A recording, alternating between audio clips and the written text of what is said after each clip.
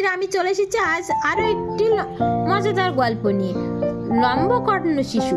বহুদিনের প্রতীক্ষার পর মহারাজের এক পুত্র সন্তান হলো।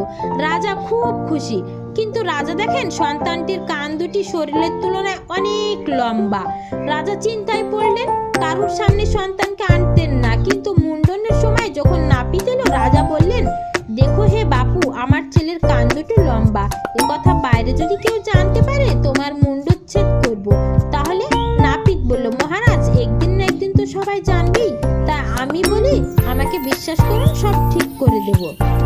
রাজা বলল, যদি পারো তো প্রচুর উপহার দেব। সেই গ্রামে এক গান গায়ে থাকতো।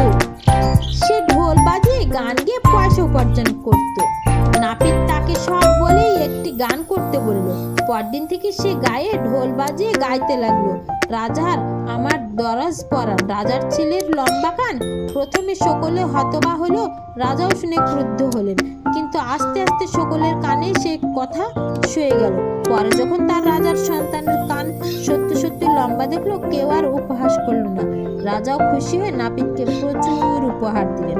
তাহলে সোনামণিরা, গল্পটি ভালো লাগলে ভিডিওটি সাবস্ক্রাইব করে সঙ্গে থেকো আরো নতুন ভিডিও পাওয়ার জন্য। ভালো থেকে সুস্থ থেকো।